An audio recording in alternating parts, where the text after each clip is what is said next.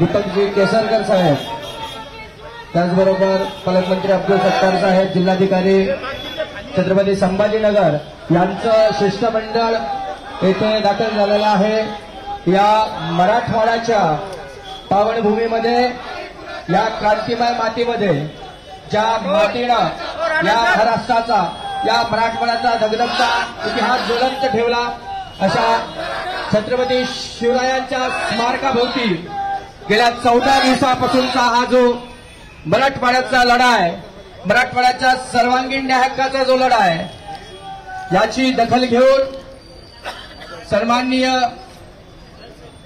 शिक्षण मंत्री दीपकजी केसरकर साहेब, त्याचबरोबर या छत्रपती संभाजीनगरचे पालकमंत्री अब्दुल सत्तार साहेब, त्याचबरोबर या छत्रपती संभाजीनगरचे जिल्हाधिकारी, त्याचबरोबर छत्रपती संभाजीनगरचे सीपी साहेब, या सर्व मान्यवर इथे दाखल झालेले आहे।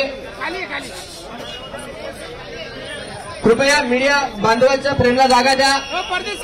जेही महत्वाचे सर्व व्यक्ती आहेत ते वरती स्टेजवरती आहेत, कृपया कोणीही स्टेजवर येण्याचं टाळायचं आहे।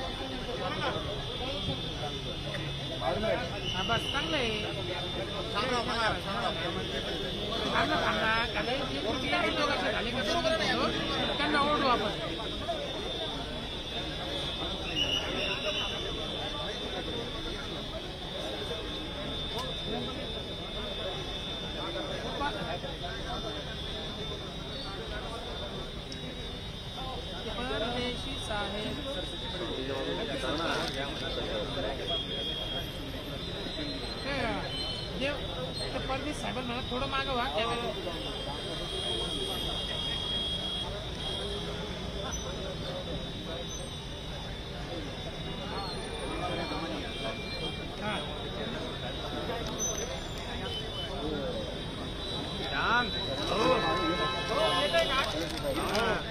भैया तुम्ही या ना इकडे खाली,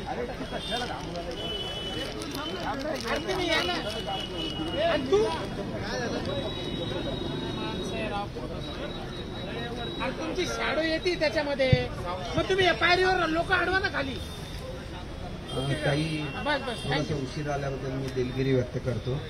आज एक अधिवेशन होतं सरकारी कर्मचाऱ्यांचं आणि ते कोपरगावला होतं।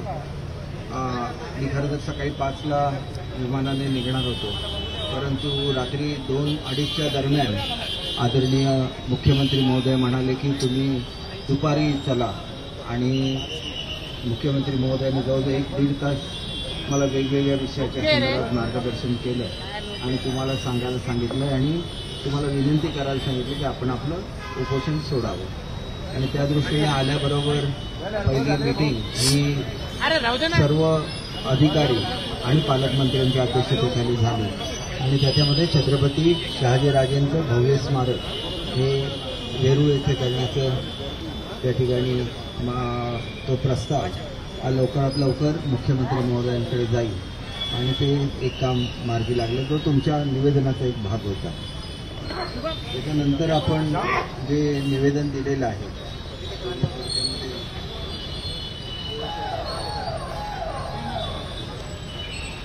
आपण गॅझेटियरच्या संदर्भात एक मुद्दा मांडलेला आहे।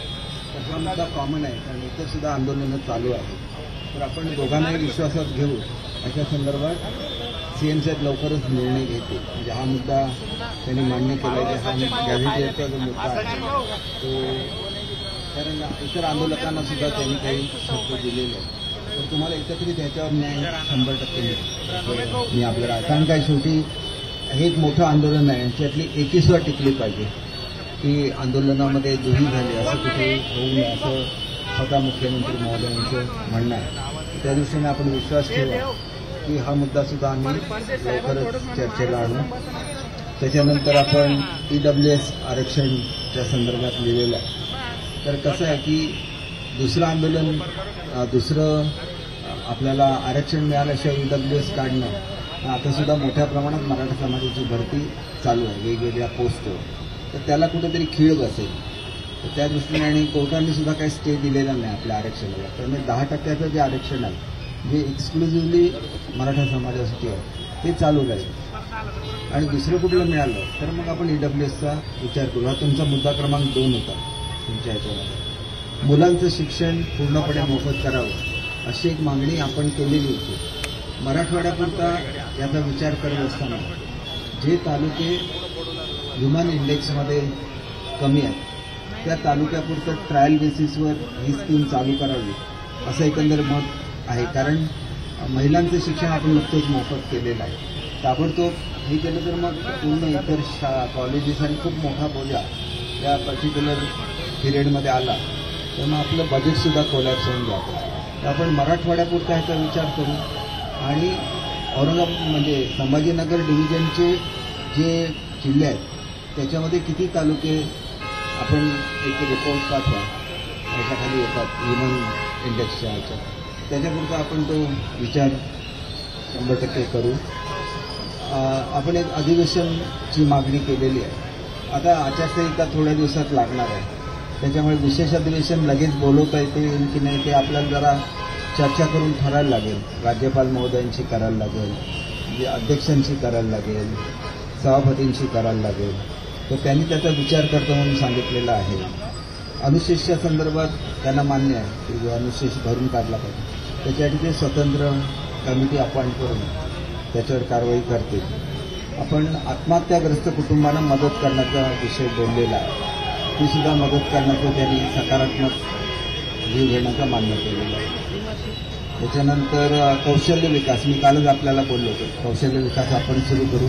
काही जर आपण समाजामध्ये कौशल्य विकास केलेली मुलं असली तर त्यांना तुम्ही त्यांची यादी द्या. माझ्यावर आता मी ओंकार कलावडे म्हणून आहे त्यांना घेऊन आलो की आमचं जर्मनीला जी मुलं आम्ही पाठवतो त्याचं ते चीफ कोऑर्डिनेटर आहेत. ते तुमच्याशी थेट संपर्कात राहतील. त्या मुलांचे इंटरव्ह्यू त्याच्या काही दिवसात होतील आणि त्यांना आपण लँग्वेज शिकवण्याची वगैरे व्यवस्था करू.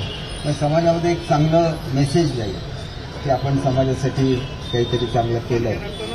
आणि आपण IT पार्कचा जो मुद्दा आहे तो त्यांनी तुमच्या निवेदनामधला आहे तो त्यांनी मान्य केलेला आहे. IT पार्कच्या संदर्भात ते आवश्यक ते आदेश हे उद्योगमंत्र्यांना ते देतील. आता प्रत्येक तालुक्यात MIDC करण्यासाठी जमीन लागते तर ह्या मुद्द्यावर चर्चा करून निर्णय घेऊ असं त्यांनी सांगितलेलं आहे. त्यानंतर आपण पाणी प्रश्न सोडवण्यासाठी नदी जोड प्रकल्पाची मागणी केलेली आहे.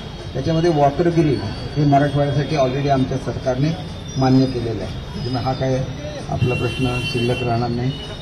गॅझेटियरच्या संदर्भात मी आताच आपल्याला सांगितलं की एकत्रित चर्चा करून त्याच्यावर निर्णय घेण्यात येईल. तर ते दोन्हीचे जेणेकरून वेगवेगळं समाजामध्ये 2 गट झाले किंवा फूट पडली असं चित्र कुठल्याही परिस्थितीत उभं राहता कामा नये असं मुख्यमंत्री महोदयांचं म्हणणं आहे. तर दोघांना विश्वासामध्ये घेऊन याच्यावर आम्ही निर्णय घेऊ.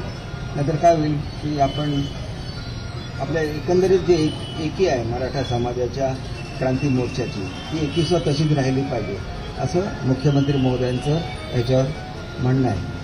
आपण रोजगार निर्मितीबद्दल म्हटलेलं आहे तर त्याच्यावर त्यांनी हे तर आता जसे आपल्याकडे इंडस्ट्रीज येतील तसं हे होईल. पण तुम्ही जे 75% मागणी केलेली आहे रिझर्वेशन ठेवायची म्हणजे एक्झिस्टिंग इंडस्ट्रीमध्ये ती त्यांनी मान्य केलेली आहे. त्याचा ते GR काढतील म्हणजे त्याचे इन्स्ट्रक्शन्स देतील. आणि आपण दुसरं एक चांगलं म्हटलेलं आहे की हे सगळं करत असताना OBC आणि यांचा एकत्र समन्वय व्हावा तसं त्यांनी मान्य केलेलं आहे. जे आरोपींच्या संदर्भात आपण एक मुद्दा केलेला होता की ज्यांनी घृणास्पद अशी कृत्य केलेली आहेत तर त्यांच्यासाठी ऑलरेडी फाशीची शिक्षा झालेली आहे. अपिलात गेले त्या ठिकाणी आम्ही फाशीच द्यावी असं आमचं म्हणणं आणि त्याला आम्ही फास्ट ट्रॅकमध्ये नेऊ. तो आपल्याला कुठल्याही परिस्थितीमध्ये तो न्याय मिळेल. बंगालमध्ये होणाऱ्या हिंदूंवरच्या अत्याचारांचा एक मुद्दा तुम्ही मांडलेला होता. त्याच्याबद्दल त्यांनी प्राईम मिनिस्टर साहेबांची चर्चा केली आहे, होम मिनिस्टर साहेबांची केली आहे. हा केंद्राचा विषय आहे त्याच्यामुळे त्याच्यावर न्याय मिळेल. शिक्षणाच्या संदर्भात मी मगाशी सांगितलं तो मुद्दा डबल आलेला आहे. आपण जे स्मारकाचं म्हटलं ते आम्ही आताच चर्चा केलेली आहे. 8 दिवसामध्ये प्रस्ताव जाईल आणि तुम्ही 10 दिवसामध्ये ती मागणी मान्य करावी असं म्हटलेलं आहे. त्याच्यावर आम्ही सकारात्मक काही निर्णय घेऊ. आपण एक मागणी अशी केली आहे की सारथी, बार्टी आणि महाज्योती याच्या अटी शिथिल करून आपल्याला जी सध्या 15 लाखापर्यंत हे द्यायचं ते आपण 25 लाख करावायची मागणी केली आहे. त्याच्या बाबतीत सुद्धा मुख्यमंत्री सकारात्मक आहेत. उच्च शिक्षणासाठी तुम्ही MIDCमध्ये किर्लोस्कर टोयोटामध्ये तरुणांना लोकल संधी द्यावी हा मुद्दा त्यांनी मान्य केलेला आहे. आणि त्याच्याचबरोबर मर्यादा जी आहे ती 15 वरून 25 लाख करायची ते सुद्धा त्यांनी त्याचा विचार करायचा मान्य केलेला आहे. आपलं जे ह्याचं महामंडळ आहे अण्णासाहेब पाटील तो त्यांनी मान्य केलेला आहे. आणि आपण जो पतसंस्थेचा मुद्दा या ठिकाणी मांडलेला आहे त्या पतसंस्थेच्या मुद्द्याच्या संदर्भात आपण ऑलरेडी निधी मंजूर केलेला आहे. फायनान्सिंग ज्या पतसंस्था अडचणीमध्ये येतील त्याला सरकार मदत करते. असे बरेचसे मुद्दे साहेब स्वतः माझ्यावर 1.5 तास बसले होते. प्रत्येक मुद्द्यावर त्यांनी विचार केला आणि तुम्हाला एक सकारात्मक असा प्रतिसाद दिलेला. त्याच्यामुळे काही माझी विनंती आहे की स्वतःचा जीव सुद्धा महत्त्वाचा असतो. मुख्यमंत्री महोदयांनी स्वतः मला पाठवलेला आहे. तुमची काळजी असल्यामुळे आपल्या बहिणीची काळजी असल्यामुळे त्यांनी मला तुमच्याकडे पाठवलं. आणि तुम्हाला माहिती आहे की स्वतः ते तुमच्या समाजाचे आहेत आणि तुमच्या समाजाची जवळ प्रत्येक मागणी त्यांनी लावून धरलेली आहे. आपल्याकडे मोठ्या प्रमाणात कुणबी दाखले मिळत नव्हते. त्यांनी स्पेशल कमिटीला नेमून कुणबी दाखले उपलब्ध करून दिलेले आहे. एक प्रश्न असा आहे की सर्टिफिकेट तुम्हाला वेळेवर मिळावं म्हणजे प्रमाणपत्र मिळावं आणि त्याची व्हेरिफिकेशन व्हावं. हे दोन्ही मुद्द्यासाठी त्यांनी हे शिंदे समितीकडे पुन्हा एकदा सोपवण्याचं मान्य केलेलं आहे. त्यांच्याकडून आवश्यक ते आदेश दिले जातील. त्याच्यामुळे बहुतांश मुद्दे तुमचे मान्य झालेले असल्यामुळे आपण हे उपोषण मागे घ्यावं अशी माझी विनंती आहे. आता मी जे बोलतोय हे सगळं रेकॉर्डिंग होतंय. प्रेसमध्ये त्याचं रेकॉर्डिंग झालेलं आहे.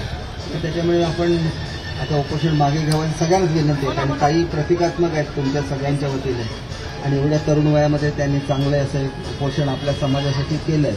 त्याच्यामुळे मी मनापासून त्यांचं कौतुक करतो आणि ताईंना विनंती करतो की आता मुख्यमंत्री महोदयांच्या विनंतीला मान देऊन आपण हे उपोषण आता सोडावं. आणि जर काही मुद्दे राहिलेले असले तर मुंबईला आम्ही बैठक घडून आणू तुमच्या सर्वांच्या.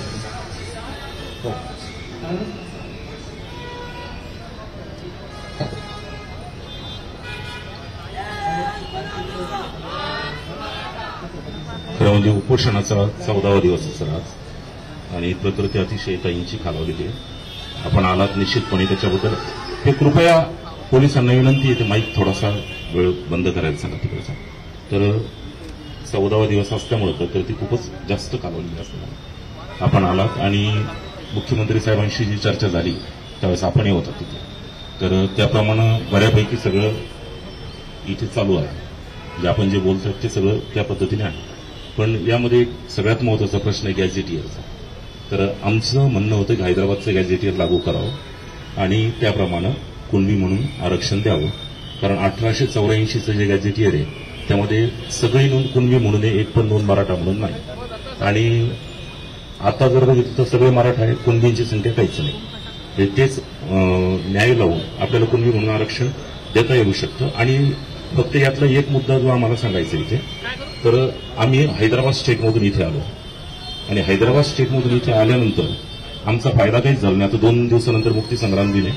पण उलट आम्ही तिथे जे ओबीसी म्हणून आम्हाला आरक्षण होतं मराठा जातीला किशोर भाऊ त्याचे अभ्यासक आहेत 95 क्रमांकावर त्याचं आरक्षण होतं. तर ते आरक्षण इथं आल्यानंतर आमचं गेलं. म्हणून आमचा प्रश्न हा इतर उर्वरित महाराष्ट्राच्या प्रश्नापेक्षा वेगळा आहे आणि आमचं मेरिट जास्त आहे आरक्षणासाठी मराठवाड्याचं. म्हणजे आम्ही असं म्हणत नाही की इतर उर्वरित महाराष्ट्राला देऊ नये, सगळ्यांना मिळालं पाहिजे, सगळ्यांना आरक्षण मिळावं. पण त्यांच्याबरोबर काय होऊ लागलं की आमचा प्रश्न जास्त मेरिट असतानाही म्हणजे शासनाला सहज शक्य आहे म्हणजे पहिलं पुनर्जीवित करायचंय, नव्यानं देण्याचा प्रश्नच नाही. तर पहिलं जर आमचं रिस्टोर केलं तर सगळ्या मराठवाड्याला आरक्षण मिळेल. आणि खऱ्या अर्थाने जे म्हणतो आपण शासनाचं काम आहे की दिवा पहिल्यांदा तिथं लावला पाहिजे जिथे अंधार आहे. तर खरा अंधार हा मराठवाड्यामध्ये आहे. हे शासनालाही ह्युमन डेव्हलपमेंट इंडेक्सनुसार आपल्याला सगळ्याला माहिती आहे. ह्युमन डेव्हलपमेंट इंडेक्समध्ये जे सगळ्यात सत्तर साहेब सगळ्यात खालची जी जिल्हे न्यून स्तराचे सगळ्यात खालचे त्याच्यामध्ये महाराष्ट्रातले 9 जिल्हे आणि त्या 9 जिल्ह्यापैकी मराठवाड्याचे 5 जिल्हे सगळ्यात लो मध्ये. तर याला जर आपल्याला ऑपरेट करायचं असेल आता आपणही पालकमंत्री आहात, साहेब पण आले आहेत आणि मुख्यमंत्री साहेबांनी फार सकारात्मक प्रतिसाद दिलाय. तर याला जर ऑपरेट करायचं असेल आपल्याला तर हे आरक्षण गरजेचं आहे. म्हणून मला असं वाटतं की ह्या आरक्षणाचा ठीक आहे एकत्रित पण विचार व्हावा सगळ्या गॅझेटियरचा. पण हैदराबाद गॅझेटियर आणि मराठवाड्याच्या आरक्षणाचा हा स्वतंत्र विचार जर करण्यात आला म्हणजे आम्ही असं म्हणत नाही की ते आंदोलन वेगळं हे वेगळं, सगळे एकमेकाचं पूरक हे सगळे एकच आहे. पण मग त्याचा जर स्वतंत्रपणे विचार केला आणि मराठवाड्यामध्ये काय झालं की आता इथं अभ्यासक आहेत आपले तर यांचं फार मोठं कार्य किती नोंदी सापडलं तुम्हाला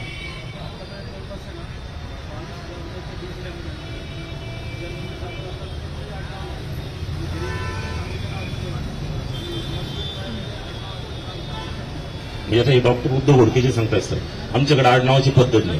म्हणजे जुन्या काळामध्ये नाव आणि वडिलाचं नाव होतं. जी हा मुद्दा सुद्धा सीएम साहेबांच्या बरोबर चर्चेला आला. तर ह्याला उपाय काय असतो की नाव नोंदवायच्या कुठल्या कुठल्या पद्धती असतं हे आयोग आयडेंटिफाय करतं आणि मग त्याला मान्यता देतं की अशी जरी नोंद असली तरी त्याला असं समजण्यात यावं असं करतो. तर तो आयोग त्यांनी नेमण्याचा मान्य केला शिंदे साहेबांकडे हे सगळं देण्याचा. त्याच्यामुळे तुमची ही जी काय अडचण आहे तुम्हाला दाखले मिळण्याची ती दूर होईल. तर माझी एक विनंती अशी आहे की साहेब, दुसरी माझी अडचण अशी झाली आहे की ते पायलट असो त्याला ठराविक अवर्स फ्लाय करता येईल. हे मी तुमच्याकडे यायला लागावं म्हणून दिल्लीवरून विमान मागवलं, त्याला जर मी ठराविक वेळेत नाही पोचलो तर मला माझ्या गणपतीला जाता येणार नाही. आमच्याकडे कोकणात गणपतीचा सण मोठा असतो. त्याच्यामुळे माझी आपल्याला विनंती आहे की आपण जरा ताईंना विनंती करावी. आणि ताईने आपला मुद्दा मला मान्य आहे, फक्त आपण जे म्हणताय की या आंदोलनाच्या वेळेला ही घोषणा व्हावी, तर माझी अशी तुम्हाला विनंती आहे की मराठा क्रांती मोर्चा ही मुळात एक एकजुटीचं प्रतीक होतं. तर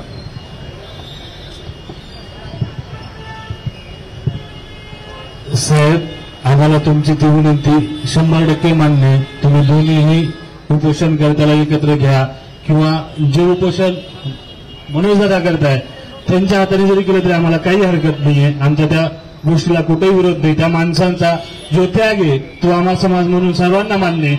आणि हे मी तुम्हाला परत एकदा सांगतो की उपोषण फक्त मराठवाड्यासाठी याच्यामुळे उभा केलं होतं की जे आजच्या कंडिशनला निवडणुकाच्या पहिले आम्हाला न्याय मिळेल असं आम्हाला सर्वसामान्याला वाटतंय.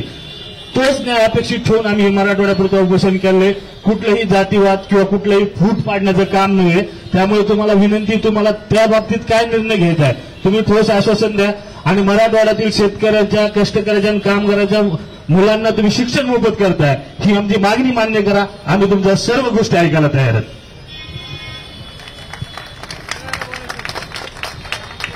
तर याच्यामध्ये 2 नंबरचा जो मुद्दा आहे, आज पोलीस भरती झाली, त्याच्यामध्ये मराठा मुलांकडनं सगळं ईडब्ल्यूएस मधून सगळी प्रक्रिया पार पडली, पण निवड झाली ईडब्ल्यूएस मधून आणि नंतर एसीबीसी लागू झाल्यानंतर ईडब्ल्यूएस आरक्षण गेल्यामुळे ह्या मुलांच्या नियुक्त्या थांबवल्या.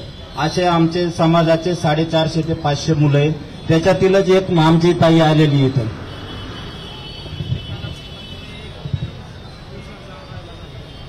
बघा, आदरणीय मुख्यमंत्री महोदय हे स्वतः तुमच्या समाजाचे आहेत आणि ते पहिले असे मुख्यमंत्री आहेत की ज्यांनी सांगितलं की एक वेळ माझं पद गेलं तरी चालेल, मी सगळ्या मुलांना परत नोकरीवर घेणार. त्याप्रमाणे 4,500 अधिसंख्य पदं त्यांनी निर्माण केली आणि मराठा समाजाच्या 4,500 मुलांना त्यांनी आपल्या सेवेमध्ये घेतलं. तर 450 मुलांच्या बाबतीत हे सगळी पडताळणी करून आवश्यक तो निर्णय ते घेतील. याच्याबद्दल तुम्ही अगदी निर्धास्त राहा. जे नेते 4,500 लोकांना न्याय देतात ते 450 मुलांना काय अन्याय नाही करणार. तर नाही, हे जे काय ना, आपली ज्यावेळेला परत मीटिंग होईल त्याला आम्ही पोलीस डिपार्टमेंटच्या लोकांना बोलून घेऊ आणि त्याच्यामध्ये शेवटी अधिसंख्य पदं निर्माण करणं हा कॅबिनेटचा अधिकार आहे आणि मुख्यमंत्री महोदयांनी सांगितल्यानंतर ते अधिसंख्य पदं निर्माण होणार. त्याच्यामध्ये कुठलीही शंका आपण मनामध्ये ठेवू नका. मला जराशी तुमची एक विनंती आहे की आमच्याकडे काय गणपतीचा सण मोठा असतो. मी एवढ्या वेगवेगळ्या ठिकाणी फिरतोय आणि घरच्या गणपतीला अजून गेलो नाही. त्याच्यामुळे तरी ते पायलट नाही तर उडणार नाही रात्रीच्या वेळेला. ताईंच्या तब्येतीमुळे मी घाईघाईने आलो इथं. तर ताईंना आता तुम्ही सगळ्यांनी विनंती करा. यातले एक विषय असा आहे सर की वैधानिक विकास मंडळाची स्थापना मराठवाड्याची. म्हणजे होतं काय की सरकार कळवतंय, स्पष्ट सांगायचं म्हटलं तर 5 वर्षांनी त्याचं पुनर्गठन व्हायला पाहिजे. 30 एप्रिल 2020ची गोष्ट आहे की ते संपली त्याची मुदत. आणि त्याच्यानंतर ज्यावेळेस याच्यावर वाद झाला त्यावेळेस 2 उपमुख्यमंत्री, म्हणजे त्यावेळेसचे उपमुख्यमंत्री अजितदादा आणि विरोधी पक्षनेते होते देवेंद्रजी फडणवीस. तर साहेबांना आठवत असेल, तुम्हाला आठवत असेल, त्यावेळेस चर्चेमध्ये ते म्हणाले क्लिअर की 12 आमदारची जोपर्यंत राज्यपालाची नियुक्ती होत नाही तोपर्यंत आम्ही मराठवाड्याला वैधानिक विकास मंडळ देणार नाही, अध्यक्ष नेमणार नाही.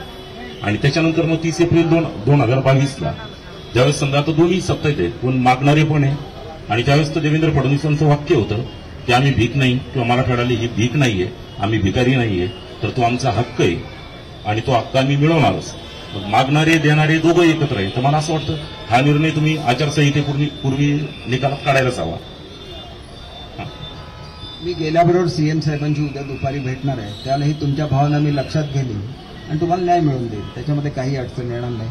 तर माझी आता तुम्ही सगळी ज्येष्ठ मंडळी आहेत, आपण सविस्तर जवळजवळ 3 तास चर्चा केली मुख्यमंत्री महोदयांची. आणि तुम्ही बघितलं की सगळे ज्येष्ठ सगळे अधिकारी आलेले होते, कोणाला ते भेटले नाही, फक्त तुमच्याबरोबर थांबले. बरोबर. तर आता तुम्ही ह्या सगळ्याचा मान ठेवून ताईंना विनंती करावी आणि हे उपोषण मागे घ्यावं अशी माझी नम्र विनंती आहे.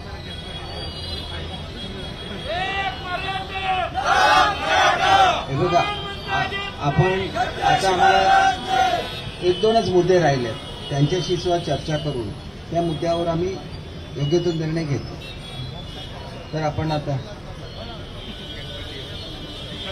ठोस म्हणजे आता जे मी काही सांगितलं याचं सगळ्याचं रेकॉर्डिंग या मंडळींनी केलेलं आहे. तुम्ही रेकॉर्डिंग मागून घ्या. रायटिंग मधलं जरी तरी बदलता येईल, ते रेकॉर्डिंग बदलता येणार नाही. तर तोच पुरावा म्हणून तुम्ही ग्राह्य करा. आणि ताईंना मी विनंती करतो की त्यांनी आता हे उपोषण सोडावे. नाही, विनंती करतो. पण आणखी 2 मुद्दे त्यातले जे सर आपले की आंतरवाली सराटीचे जे आंदोलन झाले त्या आंदोलकांवरील गुन्हे मागे घेण्याचं आणि एकच मिनिट. आणि आंतरवाली सराटी आंदोलनामध्ये ज्या व्यक्तींना गंभीर दुखापत झाली, गंभीर जखमी झाले, अशा प्रत्येक व्यक्तीला 3 लाख रुपये मदत करावी शासनाने, अशी विनंती आम्ही त्यावेळेस केली होती.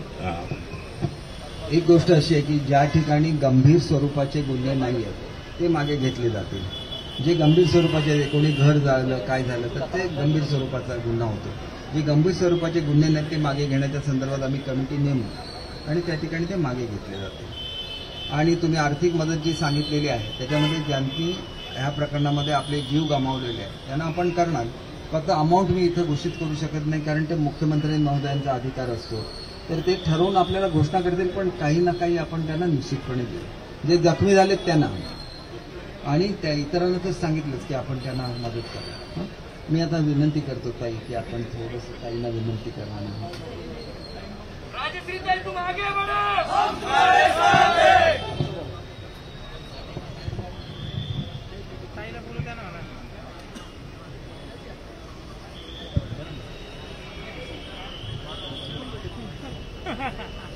महाराष्ट्र राज्याचे मुख्यमंत्री माननीय एकनाथजी शिंदे साहेब यांच्यावरती आमचा पूर्णपणे विश्वास आहे.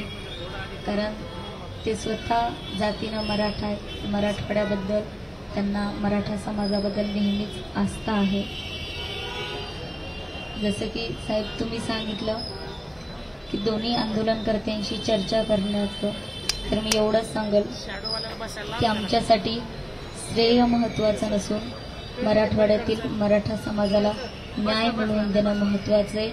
राहिला श्रेयवादाचा विषय, ज्यावेळेस आरक्षण भेटल ते याचं सर्वस्वी श्रेय हे सन्माननीय एकनाथजी शिंदे साहेब, त्याचबरोबर अण्णासाहेब पाटील, जावळे पाटील, वडजे साहेब, विनायकजी मेटे साहेब व या आंदोलनामध्ये सहभागी झालेले आत्तापर्यंत 41 वर्षामध्ये ज्यांनी ज्यांनी लढा दिला ते सर्व मराठा समाजाचे बांधव, माझ्या माता माऊमाऊल्या, अंतरवाली सराटीमध्ये ज्या सर्वांवरती लाठीचार्ज झाला त्या सर्व माझ्या माता माऊल्या आणि आमचे किशोर भाऊ असतील, उगले भाऊ असतील, रवींद्रजी बनसोड सर असतील, आमचे मार्गदर्शक आदरणीय आमच्या संघटनेचे संस्थापक अध्यक्ष बाळराजे आवारे पाटील असतील, या सर्वांचं व मराठवाड्यातील महाराष्ट्रातील सर्व मराठा समाजाचं हे श्रेय आहे. ही लढाई सर्व मराठा बांधवांची आहे, ना की कुणा एकट्याची आहे. आणि आम्हाला तुमच्यावरती साहेबांवरती विश्वास आहे आणि या सर्वांचं श्रेय आदरणीय आमचे गुरुतुल्य असणारे संघर्ष योद्धा मनोजदादा जरांगे पाटलांचं सुद्धा आहे.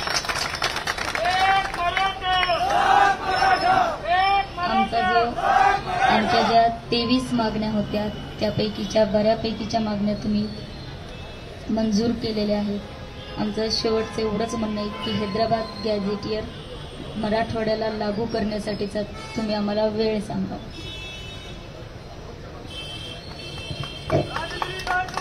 मनोज दादांशी चर्चा झाल्यानंतर काय होतं की त्यांनी सुद्धा या आंदोलनामध्ये मोठी भूमिका बजावलेली आहे. तर त्यांच्याशी सुद्धा चर्चा करून त्याच्यातला निर्णय आम्ही जाहीर करू. म्हणजे सर्व everything is well that ends well अशी इंग्रजीमध्ये म्हण आहे. तर शेवट गोड व्हावा म्हणून आपण तो एक निर्णय आपण त्यांच्याशी चर्चा करून नंतर आपण घेऊ. 1-2च आहेत ते मुद्दे, त्याच्यावर आम्ही त्यांच्याशी चर्चा करू, ताईंशी सुद्धा चर्चा करू आणि त्याच्यात योग्य तो निर्णय आपल्या सगळ्यांची, ताईंशी म्हणजे आपल्या सगळ्यांची चर्चा करून योग्य निर्णय घेऊ. हां, तर माझी आता विनंती आहे की आपण आता हे आंदोलन मागे घ्यावं.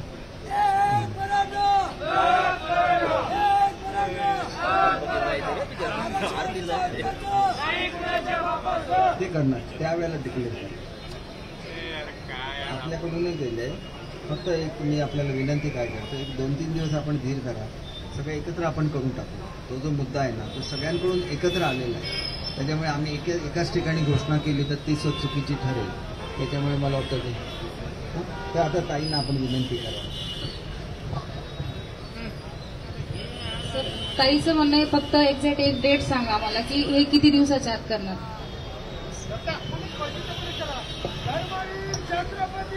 साधारण दोघांशीही चर्चा करून हा निर्णय कशा रीतीने घ्यायचा हे एक साधारण 2 आठवड्याच्या आत आपण हे करू. कारण आचारसंहिता सुद्धा लागायची. आचारसंहितेच्या पूर्वी आम्ही जाहीर करू कुठल्या कमिटीकडे द्यायचं काय करू. तो शेवटी मुख्यमंत्री महोदयांचा निर्णय लागेल. पण 2 आठवड्यामध्ये आम्ही हे जाहीर करू, दोघांशी चर्चा करू. हो बघा तर तुम्ही आता ताईंना पाणी वगैरे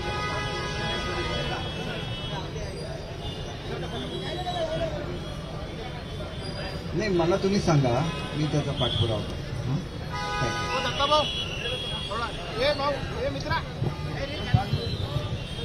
साहेब आमचा अजून एक विनंती आहे तुम्हाला.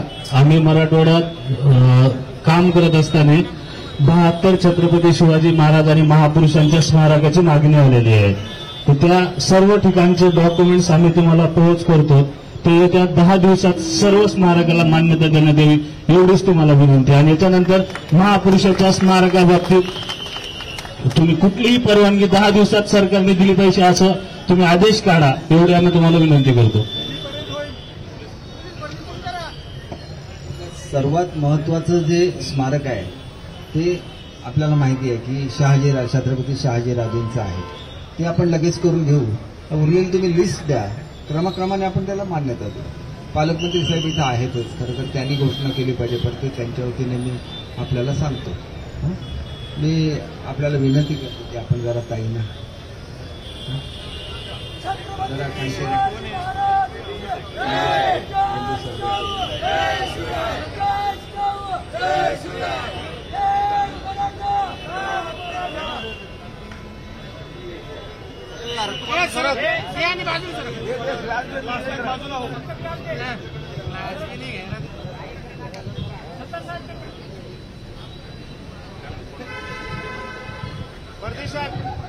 साहेब हे जे पोलीस भरतीमधले जे उमेदवार आहेत, मराठा उमेदवार, यांना सोडून बाकीच्यांना जे आता पदावर रुजू करून घेतलेलं आहे, तर आम्ही मराठा EWS मधून जे फॉर्म भरलेलं होतं तर आम्हालाही लवकरात लवकर याच्याबद्दल रुजू करून घ्यावा हीच आमची मागणी.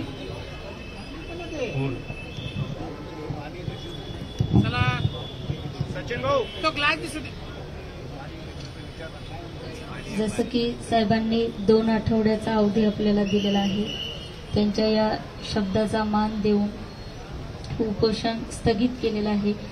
मी मराठा बांधवांना एवढंच सांगेल की 2 आठवड्याच्या नंतर जर का आपला निर्णय लागला नाही तर पुनश्च आपण आपली लढाई त्याच ताकदीने उभं करू.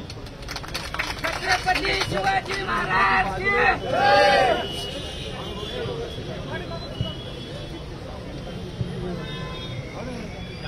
थोडंसं खाली ठेवा. 70 पुढे जा ना.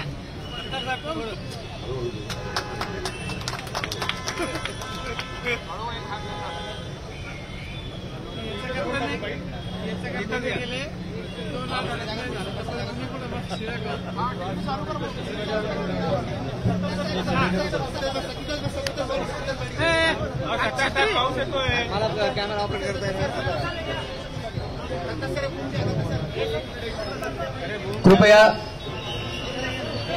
मीडिया बांधवांना सहकार्य करा. त्यांचे काय प्रश्न असतील त्यांना मंत्री महोदयांना विचारू द्या. बाकी इतर कुणीही मंडळी स्टेजवरती येऊ नाही. ते ऑलरेडी फ्रेम मध्ये आहे त्यांचा सेटअप.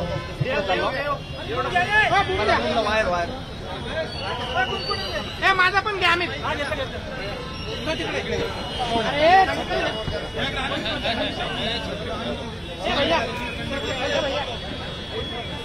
आणि माईक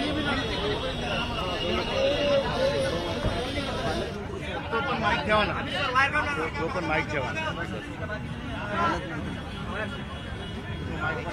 पालकमंत्री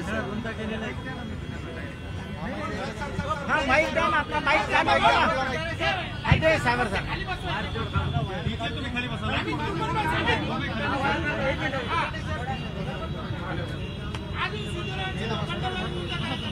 भाई तू बस खाली.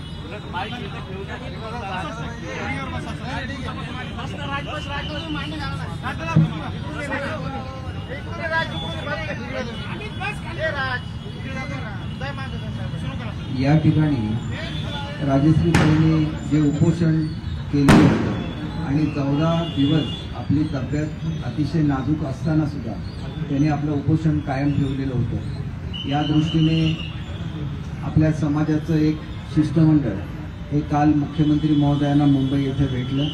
मुख्यमंत्री महोदयांनी मला बोलवून घेतलं आणि ताबडतोब संभाजीनगरला रवाना होण्याच्या संदर्भातल्या सूचना दिल्या.